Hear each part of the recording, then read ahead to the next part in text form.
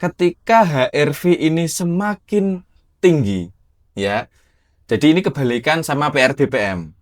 Kalau PRBPM itu semakin tinggi, itu indikator bahwa fisik kita semakin stres, Iya. ya.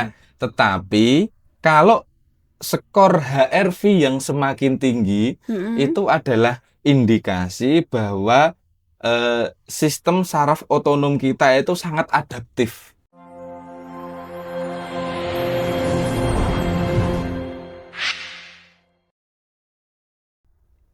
Assalamualaikum warahmatullahi wabarakatuh. Waalaikumsalam warahmatullahi wabarakatuh. Iya, halo Sobat Tasawuf Indonesia, jumpa lagi bersama saya Wita dan Mas Dika. Ya. Oke, gimana Mas? Kali ini kita mau sharing-sharing apa nih? Ya, di video yang lalu kita sudah membahas tentang bagaimana cara kita mengetahui apakah napas kita itu sudah benar atau belum. Ya, jadi di video-video yang jauh-jauh sebelumnya ya kita sudah bahas kan bagaimana caranya atau tutorial ya, kemudian manfaat-manfaat dari napas yang lambat, kemudian sedikit dan dalam ya, itu sudah kita bahas. Nah, sekarang pertanyaannya adalah bagaimana sih kita bisa tahu bahwa napas yang kita lakukan ya, teknik pernapasan yang kita lakukan itu sudah benar atau belum? Nah, itu saya sedikit mau preview ya, bahwa kemarin kita sudah bahas ya indikator-indikatornya. Salah satu indikator ketika kita napasnya sudah benar atau belum, yang pertama adalah secara subjektif ya. Oke. Secara subjektif dari diri kita. Rasa nyaman. Ya, rasa nyaman atau tidak. Jadi Wita ketika selesai latihan napas itu rasanya lebih nyaman atau malah tambah jengkel, tambah pegel-pegel, tambah nggak nyaman ya, tambah berat. Nah, kalau semakin nyaman berarti indikasi bahwa napasnya kemungkinan besar sudah Benar. betul. Nah, itu sudah benar. Yang kedua, secara objektif. Secara objektif kita bisa pakai, kemarin kita sudah pakai alat ini ya, oximeter. Oximeter. Ya, jadi Oke. oximeter ini ada dua indikator nih. Indikator yang pertama adalah SpO2 atau kadar oksigen di dalam darah. Yang kedua adalah PRBPM. PRBPM itu pulse rate BPM atau beat per menit ya.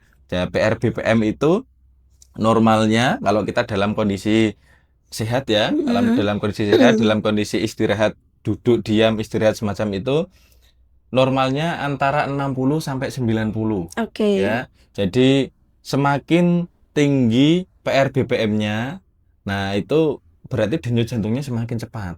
Berarti PRBPM sama dengan denyut jantung. Ya. Oke. Jadi kalau dalam latihan napas kok PRBPM-nya justru malah semakin naik, berarti teknik napasnya kurang tepat atau belum tepat ya, masih salah.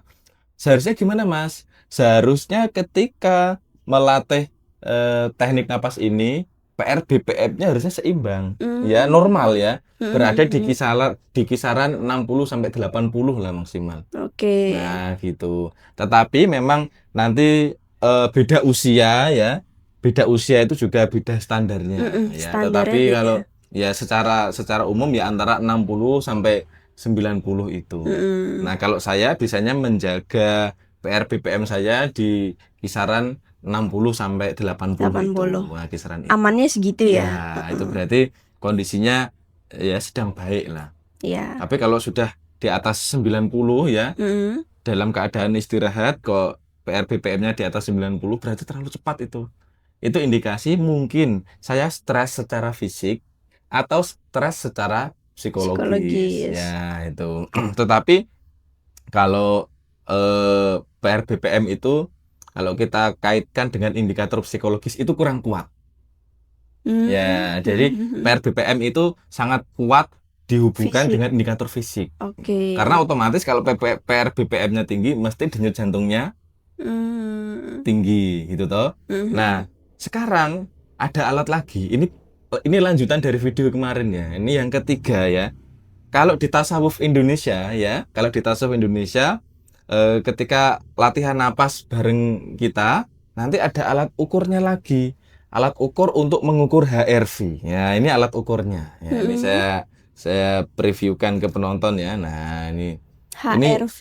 Ya, ini yang bisa kita pakai untuk mengukur HRV ya. HRV itu apa? HRV itu bukan mobil ya.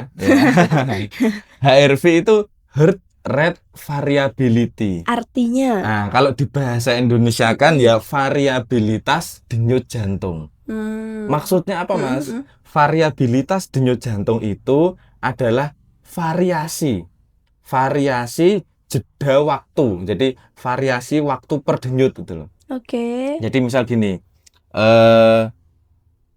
PR BPM saya ya, PR BPM saya misalnya 60. Jadi 60 kali per menit. Ya, jadi selama 1 menit itu PR BPM saya itu 60 kali. Nah, itu bukan berarti terus dibagi rata. Maksudnya setiap 1 detik berarti saya rata-rata berarti kan per detik ya, per satu detik ya. Iya, Kalau per 1 60 detik. dibagi 60 kan berarti 1 menit kan berarti 1 detik. Bukan. Tapi bisa jadi itu nanti denyut jantung itu ada yang 0,9, nanti ada yang 0,8, ada 1,2. Oh, sedetail itu? Iya. Tambah detail? Iya, lebih detail lagi. Nah, untuk mengetahui itu alat ukurnya namanya HRV. Jadi HRV itu adalah variabilitas denyut jantung. Jadi seberapa variatif beda waktu antar denyut itu tadi. Nah, itu namanya HRV. Nah, alat ukurnya kita pakainya Polar. Ini kita nggak di-endorse ya. Ya, karena punyanya ini. Iya. Nah, kemudian indikator HRV ini ya cara membacanya ketika HRV ini semakin tinggi ya. Jadi ini kebalikan sama PR BPM. Kalau PR BPM itu semakin tinggi, itu indikator bahwa fisik kita semakin stres. Ya. Tetapi kalau skor HRV yang semakin tinggi itu adalah indikasi bahwa sistem saraf otonom kita itu sangat adaptif. Oke. Ya, jadi mudahnya gini loh. Semakin tinggi skor HRV-nya, maka profil kesehatan orang yang bersangkutan itu semakin baik gitu. Oke, ada 2 pertanyaan nih, Mas. Ya, silakan. HRV Ya. itu kan tadi untuk mengetahui variabilitas denyut jantung ya. per detik. Ya, bukan per detik, dia per jeda per menit. Jeda antar denyut jantung satu dan denyut jantung yang lainnya. Itu apa ya? Tujuannya itu apa sih gitu? Tujuannya kita mengetahui itu tuh apa? Oh iya. Tujuan ya kayak tadi per mili per detakan, berikutnya itu apa? Ya, terus yang kedua, Mas, ntar. Yang kedua itu kok bisa justru ketika PR BPM-nya tinggi kan malah bahaya. Ya. Kalau misalkan HRV-nya tinggi itu malah bagus. Nah, itu perbedaan untuk mendapatkan HRV tinggi dengan PR BPM yang stabil itu gimana itu? Ya, oke. Jadi gini ya. Kenapa sih kok HRV itu menjadi indikator yang penting? Jadi sekarang ini sudah banyak sekali penelitian ya. Jadi banyak penelitian, nanti silahkan di searching jurnalnya, ketik saja dengan keyword HRV, misal HRV and breathing dihubungkan dengan napas gitu ya. Nanti akan banyak muncul jurnal-jurnalnya itu. Nah, HRV itu dia tadi ya, kalau oximeter dia hanya mengukur PR BPM-nya. Jadi per menit itu berapa kali. Nah, tapi lebih detail lagi kalau HRV itu mengukur per mili. Jadi per sekian mili detik jedanya. Ya, jadi jeda antar denyut itu loh. Jadi antar denyut satu dan yang lainnya itu berapa sih selisih waktunya itu. Nah, kenapa sih kalau semakin tinggi kok malah semakin bagus? Sedangkan tadi kalau PR BPM, kalau dia semakin tinggi, tandanya tubuh kita semakin stres ya, karena kan denyutnya semakin banyak ya. Nah, kalau HRV itu semakin banyak dia variasinya ya. Misal ada yang 0,8, 0,7, 0,7 ya per denyut itu loh. Ada yang 0,8, ada yang 0,7 detik, ada 1,2, mungkin ada 1,1 detik dan seterusnya. Semakin itu bervariasi, itu tandanya saraf otonom kita itu semakin fleksibel. Kita sudah bahas ya, saraf otonom itu apa ya? Saraf otonom itu adalah saraf yang namanya saja otonom. Dia yang mengendalikan sistem kerja otomatis tubuh kita. Nah, saraf otonom kan ada berapa? Masih ingat nggak? Jadi saraf otonom itu ada dua. Yang pertama apa? Yang pertama saraf simpatis ya, yang dan kedua parasimpatis. Ya, betul. Jadi saraf simpatis dan saraf parasimpatis. Nah, apa namanya? HRV ini itu dia menguji kelenturan kedua saraf ini. Kita masih ingat nggak saraf simpatik itu kalau dianalogikan di kendaraan itu apa? Gas. Kalau parasimpatik remnya. Jadi tubuh kita itu antara gas dan rem berarti kan harus seimbang. Ya kan? Manakala kendaraan itu dibutuhkan pengen maju ya harus ngegas. Kalau ada bahaya, mungkin ada apa namanya? Ya ada bahaya atau ada halangan di depan, ya kita harus ngerem. Ya tubuh kita demikian. Ketika waktunya kita untuk kerja, mungkin ya untuk berpikir secara kritis, ya gasnya harus didorong ya, harus diinjek.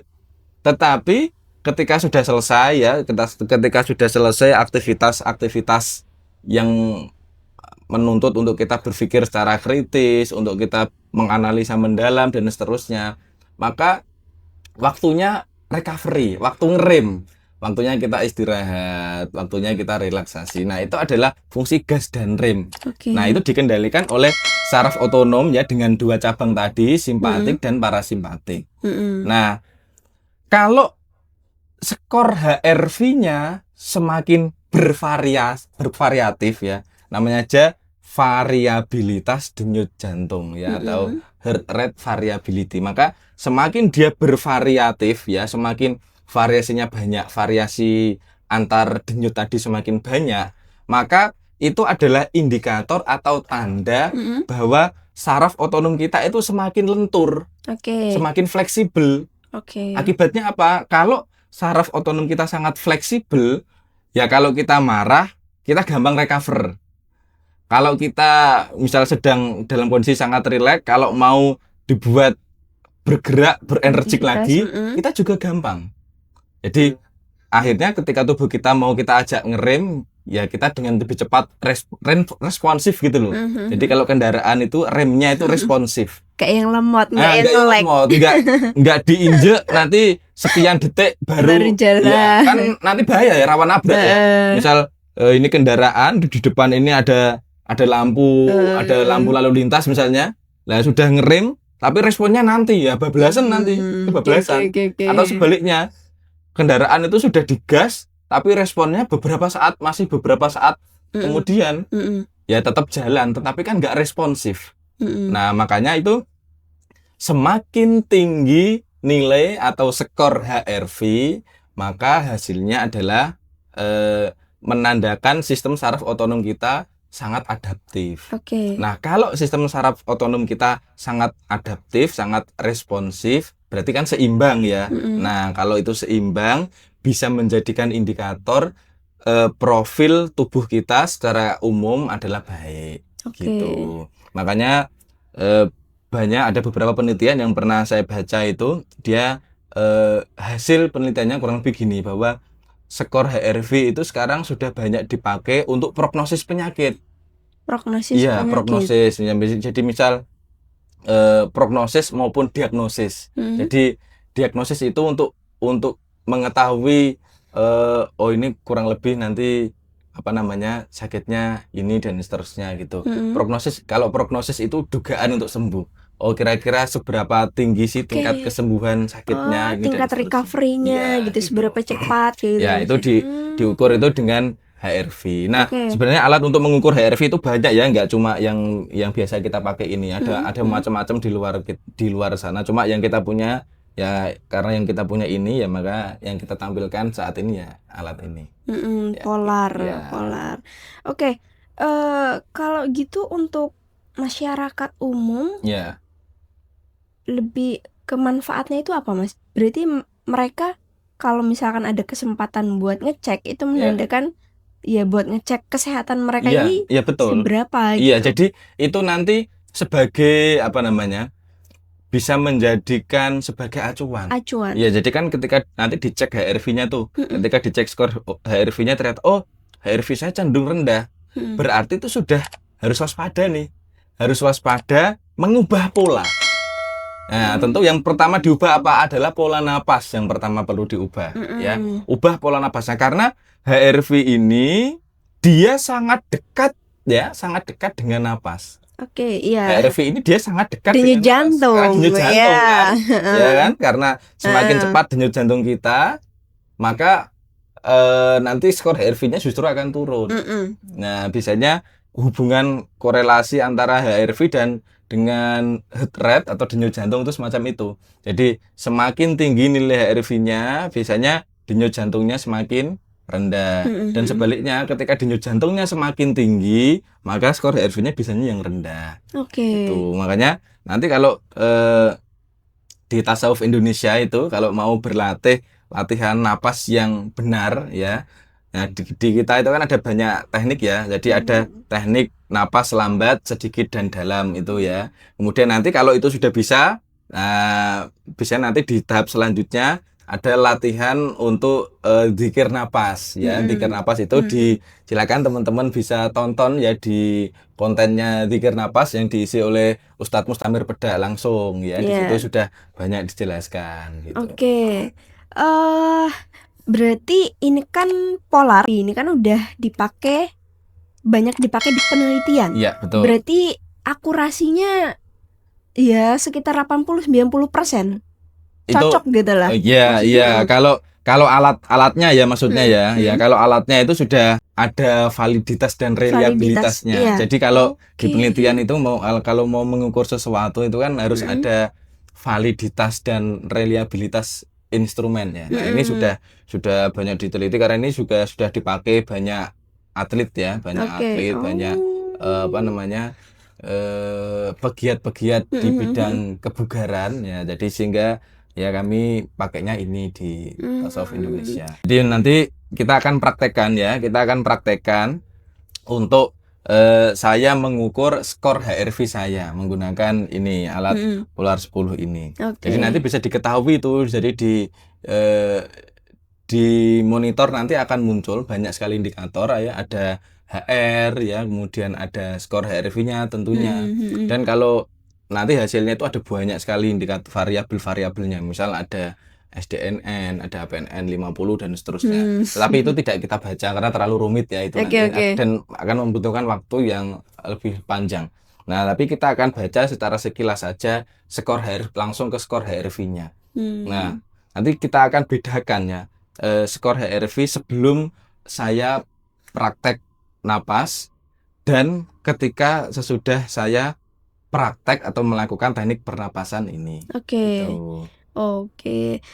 Ini kira-kira teman-teman yang menonton bisa ngecek nggak Mas kalau langsung datang ke sini? Wah, kalau bersedia untuk sowan berkunjung ya datang ke Rumah Tasawuf Indonesia ya bisa. Bisa ya? Ya, bisa teman-teman kalau tapi harus datang ya, nggak bisa online. Nggak bisa online gimana kan harus pakai karena ini alatnya harus dipakai. Ya. Oke, mungkin kita langsung saja kita boleh, pakai ya, kita ukur ya. Karena ini alatnya harus dipakai di dalam harus nempel dengan di kulit. Ya, jadi saya mau pakai dulu ini alatnya. Peletakannya di sini di atas pusar, di bawah ini ulu hati. Di situ. Oke, saya akan pasang ini.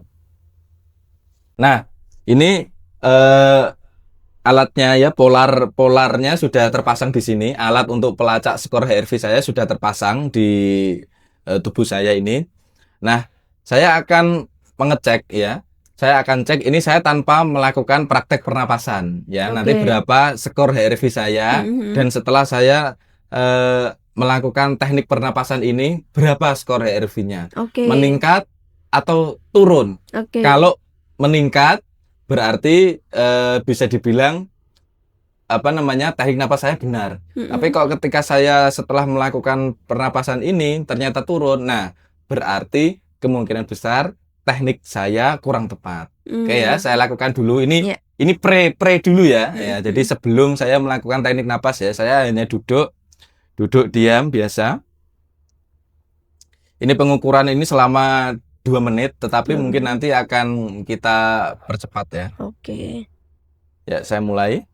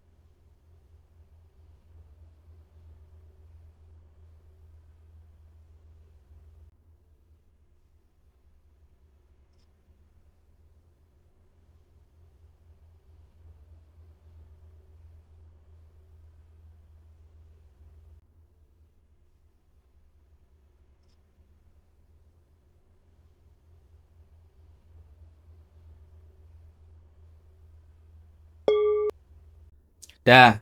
Nah, saya sudah mengukur ya. Saya sudah mengukur skor HRV saya sebelum praktek pernapasan ini. Nah, ini untuk skornya saya belum tahu berapa skornya karena kan dimonitor ya. Nanti silakan nanti kita tampilkan di monitor. Oke, selanjutnya kita akan ukur ya. Selanjutnya kita langsung ukur berapa skor HRV saya ketika saya sedang mempraktekkan teknik pernapasan ini. Napas lambat, sedikit dan dalam ini, oke? Kita akan ukur selama 2 menit ya.